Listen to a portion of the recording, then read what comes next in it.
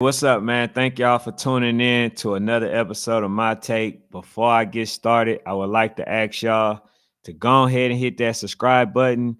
Y'all know that's how every channel build, just based on the subscribe. And it also get us in the algorithm. So if you like the content, go ahead and let your guy, be seen in the algorithm. So, man, I appreciate y'all being here. And also, I've been watching the WNBA a lot more. I've been paying attention. I got the league pass, so I want to see how this women thing build. I want to be on the right side of history, so therefore, I want to help the ladies build. Now they said that this is what they want. I want to help by being a voice and helping them get out there as far as with my platform. So that's what I'm doing. But we had a really good game, a game that went into overtime. We got the Minnesota Lynx versus Connecticut Suns, and it was a thriller, I must say. So, some of the takeaways that come to mind though is I think the game plan for the Lynx was all wrong. Because if you got somebody like Breonna Jones that's big, has a really good post presence, there should have been a lot more people clamping down and double teaming to stop her from dribbling her way down to the basket. And it seemed like she got a lot of one-on-one opportunities, for a score. And it just basically equated to a loss for the Minnesota Lynx. But that wasn't the only player. The player that stands out to me that I feel can be one of the best players is I want to say Dewana Bonner. And the reason why I say Dewana Bonner, if y'all really look at this young lady's build, she is built like Kevin Durant. She can actually shoot the ball like Kevin Durant. Not to say she's any better than Kevin Durant, but based on her length and how people have to guard her. She have smaller players on her. She's very tall. She's very lanky. She's very lengthy. So therefore, when she get her shot up, there's nothing anybody can do.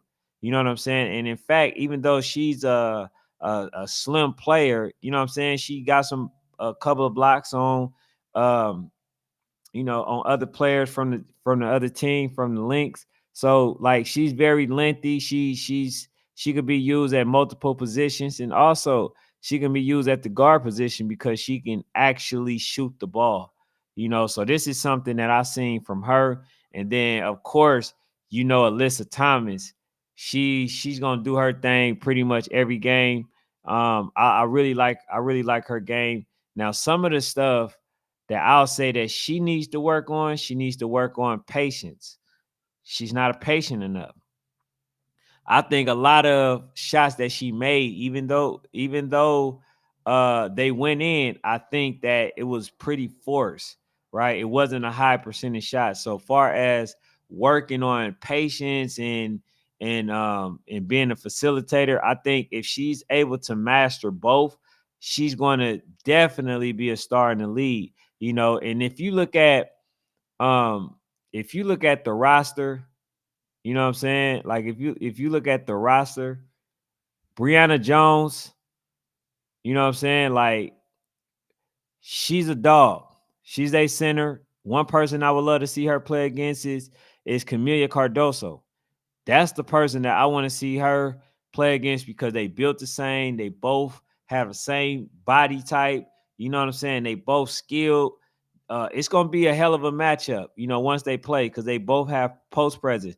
Now, as I mentioned earlier when I did the stream, if Angel Reese is able to get the same type of play that Brianna brings, Brianna Jones, she's going to be a really good player. See, a lot of people don't understand that Angel Reese, she gets blocked a lot. And that's mainly because she doesn't have great footwork and she doesn't yet have a post presence. So the people that's basically training her, I don't feel like they're doing the best job because the main thing that she needs to work on is a post presence. She needs to basically be on her best Hakeem Olajuwon, type ordeal, because Hakeem Olajuwon was one of those slim players, but he had a lot of moves that he could have used, to basically get to where he wanted to get. Like that. That's how Shaq ended up having a huge problem every time he played against Hakeem Olajuwon, because he didn't know what he was bringing, and that's the thing all players are doing when they're guarding Angel Reese is they're putting their hands up and they still getting the block. So she has to figure out a way that she can be more effective, and it's harder for them to block her.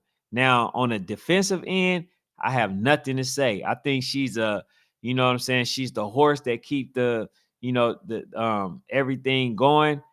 She's very energized. She gets her points. Now, the one thing that I will say is Angel Reese has been consistent on her gameplay. But to get back to the Connecticut Suns versus the Lynx, now the Johnny Carrollton, Dejanay Carrollton, she needs to bring a little bit more.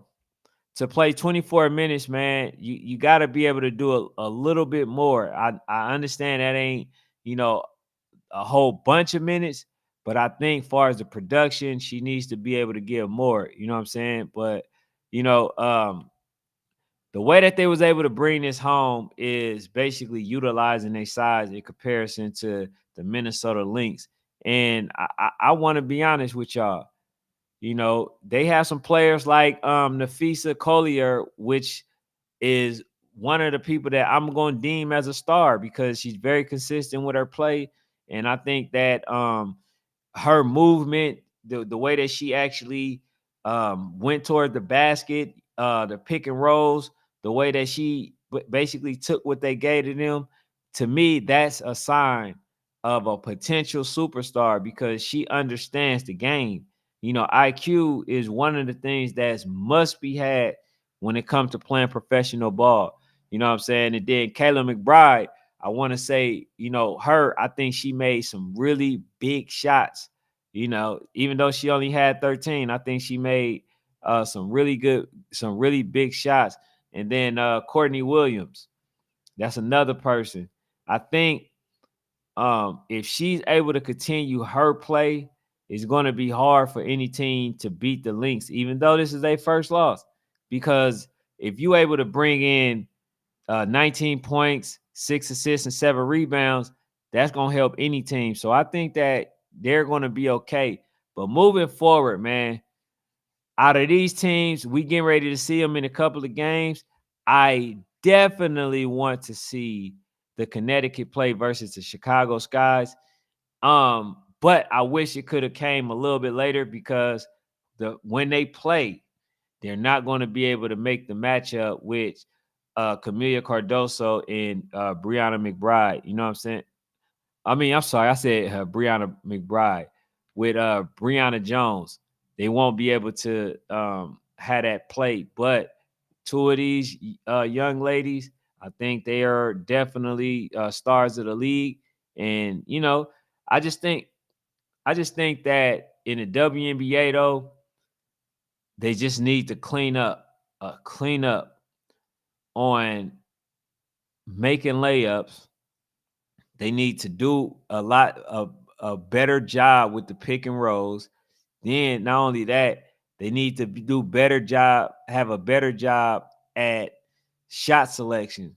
Because a lot of the times, man, the shots look forced.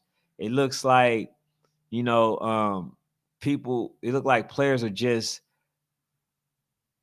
want to shoot the ball. There's no structure to it. It's like it's no off the screen shots, really. There's no pick and roll. There's no screen setting. There's no floaters. There, like, it's a lot of things that's not being done to basically make the game look more appealing. And that's why a lot of people, they're talking about women's basketball, but they're not sticking with it because they're saying that it's boring. The eyes are there. Now that the eyes are there, it's up to the young women that are now in the league for them to keep it there. Because like if they're not making shots, or if they continue to force shots and missing layups, people are going to be like, man, I can do that. Like, they're not doing anything special. So I think that's why marketing is very important. Knowing who to look out for, because I think what happens is when you, like, let's say for instance, right, we got um we got Dewana Bonner, right? Now let's say we put more eyes on her and she has a good game, and people are paying attention to her, looking at her, and then she has a game like this one, right? Or Alyssa Thomas. Let's say Alyssa Thomas, 18 points, 5 assists, and 7 rebounds, right? So if you got somebody like that giving production, and then as a media, you putting eyes on her and she continues to deliver, what that does is when they watch the team, they're going to watch for her. So if she's having a productive game, then basically the team will look like they're also having a productive game, even if the layups are being missed. But right now, the WNBA is so open and green right now that players are playing and people are trying to see who is who. So they're looking at everybody. And then when certain people get into the game, now they hold on, like, this look bad. But if you put a player out there for them to watch that going to be productive, they're going to look at that specific player and what that player is doing, and then they're going to make their determination based off that, off the player, not off the team. So that's why I said it gotta be the league pushing the entire um um the entire organization of the WNBA in general. Because if you give me one player that's consistent with their play, like for instance, Arike Angubawale, right? She has been very consistent, 25 plus points every game, right? If you put her in a limelight and start marketing her the way that we market Caitlin Clark or Angel Reese, then basically you're creating a product for that organization. And then when she's doing well, right, even if her teammates is not, in missing layups and missing certain shots, people are not going to critique it as harsh because they are going to say, oh yeah, man, that girl is balling. Oh, I want to see her play against Caitlin Clark. See, everything is going to be against Caitlin Clark. They're going to do that because that's where the media is pushing everything. They're pushing Caitlin Clark to everybody. So therefore, when she's playing versus these teams, they got dogs, right? But nobody really knows that don't watch the WNBA like that. But they would know, like, oh, Caitlin Clark is playing versus Arike Angubawale. Oh man, I'm probably butchering her name, but oh, she playing versus her. Man, that's gonna be a good matchup. See, it's not the whole team. See, like a lot of the team is like basically on some high school play type stuff. But long as the main attraction for that particular team is doing what they're supposed to do, then we will have the product that we're looking for. So I think that this game was a really good game. I think the coaching was a little bit off. They need to make sure that if they got somebody like Brianna Jones, going down with great post presence, they need to make sure that she is being double teamed and making sure that she's not able to go one-on-one with the center, of the other team. But man, thank y'all for tuning in. That's all I got for now. I had to redo this one because I couldn't talk the last time. So, it happens sometimes when you talk so much and then, you end up getting tongue tied. That's what happens. So I want to come back again.